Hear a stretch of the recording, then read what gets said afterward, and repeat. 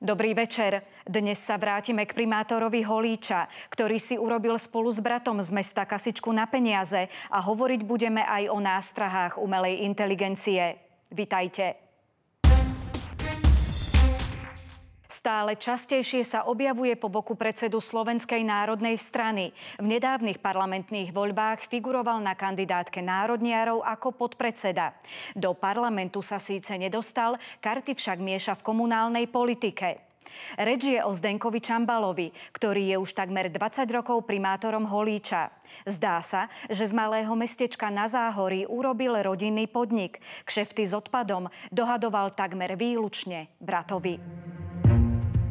Pred pár mesiacmi sme vysielali reportáž o skládke odpadov v Cuníne, neďaleko Holíča. Podnikateľ Karol Čambal tu roky zarábal najmä vďaka zmluvám s mestom. Od roku 2006 je tu primátorom jeho brat Zdenko Čambal.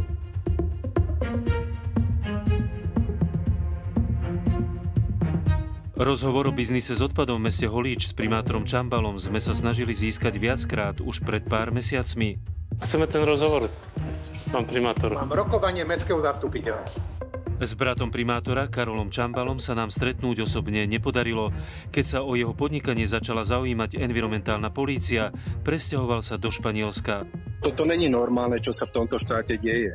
Preto som aj odišiel odtiaľto preč. Podnikateľ Čambal sa s nami odmietol rozprávať aj počas nakrúcania tejto reportáže. Jeho brata, primátora mesta, sme navštívili priamo v úrade. Dobrý deň, pán primátor. Rozhovor nám primátor poskytol až po nedávnych parlamentných voľbách, v ktorých kandidoval za poslanca. Neúspešne. Slovenská národná strana, v ktorej je podpredsedom, však uspela. Stala sa súčasťou novej vládnej koalície.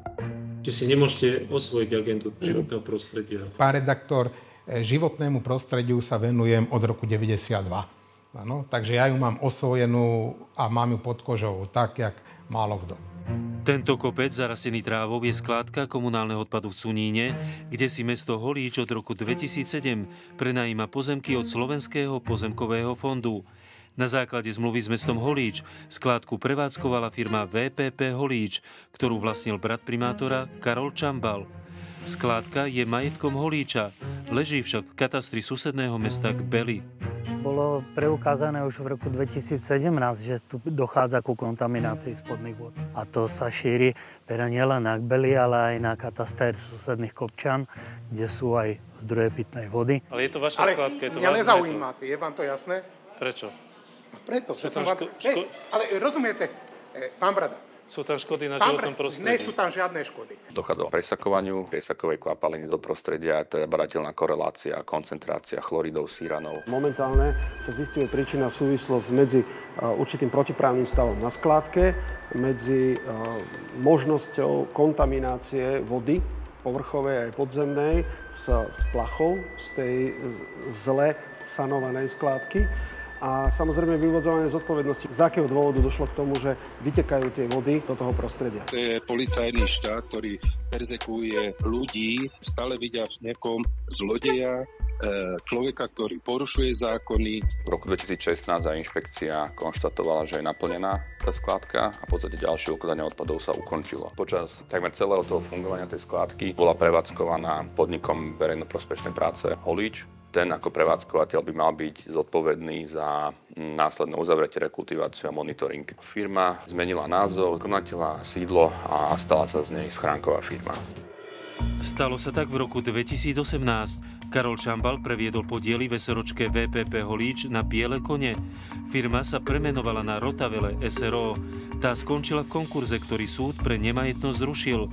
Prednedávnom ju vymazal z obchodného registra.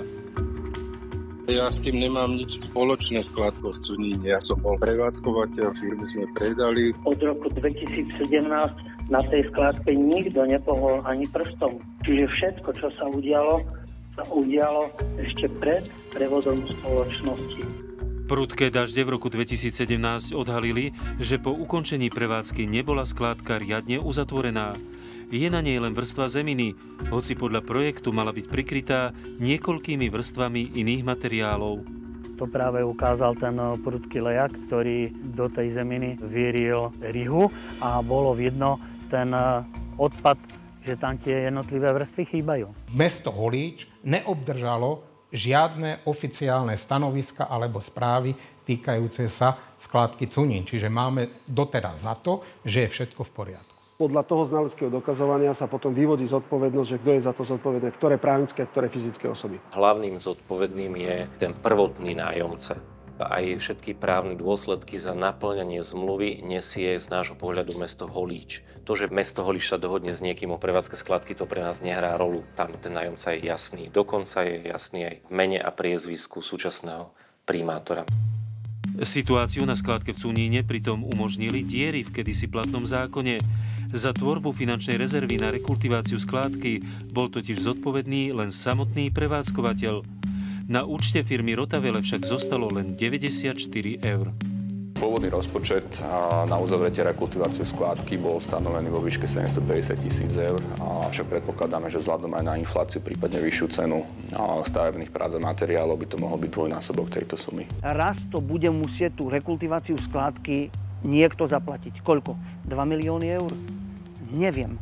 3 milióny? Ja nie som presvedčený, že tam treba robiť nejaké sanačné opatrenia, keď je tam urobená čiastočná rekultivácia. V rámci vyzberaných poplatkov tí sa po dohode s inšpekciou životného prostredia plnohodnotne využili na časť rekultivácií. Platili nejakej firme, ktorá tou hlinou iba zavážala skládku Cunín, úplne nahulváta, žiadna rekultivácia, len zavezenie a vytvorenie ekologickej katastrofy a bomby týkajúcej v Gbeloch.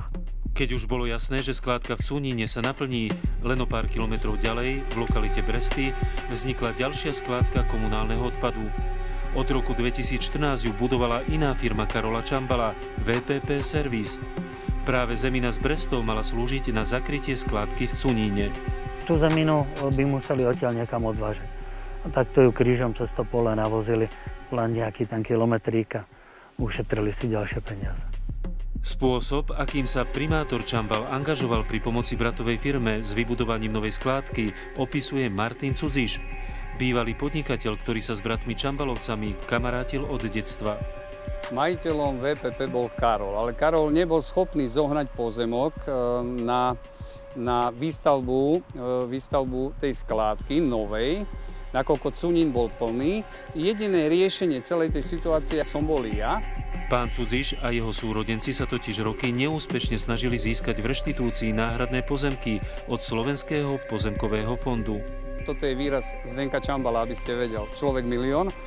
Pre človeka milión, ako som bol ja, aj keď som podnikal a mal som akože nejaké majetky, nebolo možné sa dostať k reštitučnému nároku. Ja za svoj život som hrdý a som spokojný. Neviem, či je aj pán Cudziš. Ale váš dobrý priateľ. Bol, áno, bol, len proste čo bolo. Martin Cudziš hovorí, že hoci skládku vybudovala firma Karola Čambala, všetko riešil s primátorom. Ten mu mal oznámiť, kde presne si bude pýtať reštitučnú náhradu. Bolo určené miesto a na tom mieste ja som v mene môjho brata a sestry požiadal o navrátenie tohto pozemku. Hovorím, že som konal v dobrej viere pre dobro mesta. To je všetko. Šéfkou pozemkového fondu bola v tom čase Gabriela Matečná, ktorá je dnes v predsedníctve Slovenskej národnej strany. Neviem, kto bol vtedy šéf pozemkového fondu, či pani Matečná, alebo pani Nováková, alebo pán Novák. Nevidím tam žiaden konflikt záujmov. Zdeno ako primátor mesta Holíča prišiel v sobotu, keď neboli úradné dni, odomkol mestský úrad, otvoril matriku, zavolal matrikárku vtedajšiu. Tam som Zdenovi podpísal kúpno-predajnú zmluvu na pozemok, kde vybudoval Karol z VPP skladku komunálneho odpadu. Ja nemám problém toto zatajovať. Viete, je to priateľ z detstva, on ma oslovil a ja som hlavne jednal v dobrej viere a pre dobro mesta. Bolo treba riešiť nové úložisko odpadu. Lenže po vydaní pozemkov reštituentom v roku 2013 nečakane zomrel brat Martina Cudziša Miroslav. Predaj jeho podielu na pozemkoch SROčke VPP Service sa skomplikoval, čo mohlo výstavbu skládky zastaviť. Stala sa však čudná vec. Ja som to zistil po 5-6 rokoch, že vlastne môj brat nebol zavkladovaný ako majiteľ na katastri v Skalici.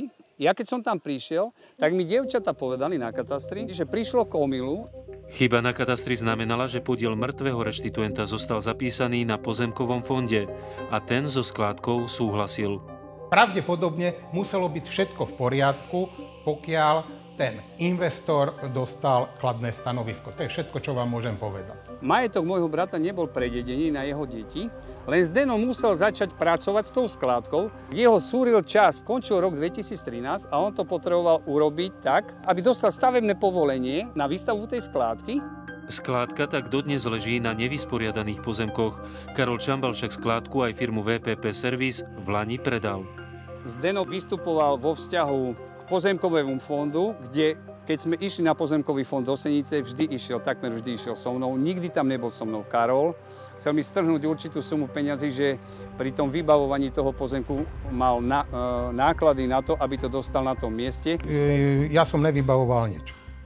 Čiže to nie je pravda? Ne. Ja hovorím, že sa riešili veci, to je všetko hotovo. Oficiálne Zdeno nefiguruje nikde, ale Zdeno je ten, čo riadi všetko, čo sa deje okolo skládky, aj na Cuninoch, ktorá je zaplnená, aj na Brestoch. Zdeno je hlava tej organizácie a mozog, ktorý to riadi. Pravdepodobne vám to asi všetko toto deklarovali ľudia, ktorí to mali ako politickú tému a ktorých ľudia, to znamená občania, voliči, poslali na smetisko jej politicky.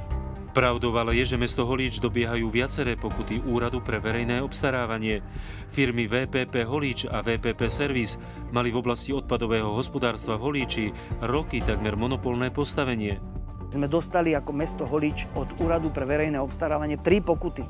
Za to, ako v úvodzovkách dohadzoval jeden brat druhému zákazky. Ja som si není vedomý žiadneho klientelizmu, žiadneho konfliktu záujmov a žiadneho porušovania zákona. Je faktom, že SROčka VPP Holíč robila pre mesto odvoz odpadov už v 90. rokoch.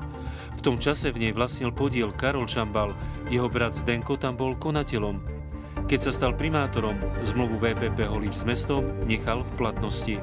Keď som sa stal primátorom mesta Holíč, do mesiaca som sa zariadil, že som vo všetkých tých spoločnostiach vystúpil, či už ako predseda predstavenstva, konateľ a tak ďalej. Papierov vystúpil z tých firiem všetkých, ale tam sa nič nezmenilo.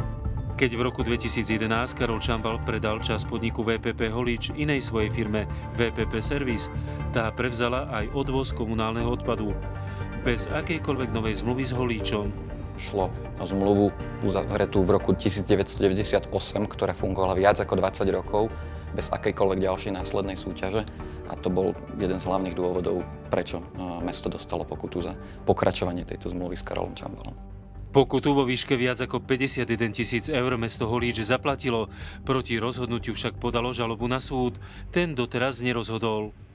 Úrad pre verejné obstarávanie má iný názor, my máme iný názor. To je všetko, čo môžem k tomu povedať. No dobré, ale konštatovali... To je všetko, čo môžem k tomu povedať. V inom prípade je už pokuta od Úradu pre verejné obstarávanie definitívna. Vo výške 7 000 eur ju potvrdil Najvyšší správny súd. Išlo zákazku na úpravu bastiónu Holíčského zámku. Primátor pri verejnom obstarávaní oslovil len vybrané spoločnosti, vrátane bratovej firmy, ktorá súťaž vyhrala. Pán primátor osobne podpisoval listy na výzvu, podpisoval samozrejme súťažné podklady, potom na konci vlastne toho postupu odosielal listy úspešnému uchádzačovi a ostatným, že neúspeli. Podľa kontrolórov neboli členovia výberovej komisie nezávislí. Bol v nej viceprimátor aj prednostka mestského úradu. Tretím členom výberovej komisie bol človek zo stavebnej komisie mesta, v ktorej sedel aj podnikateľ Karol Čambal.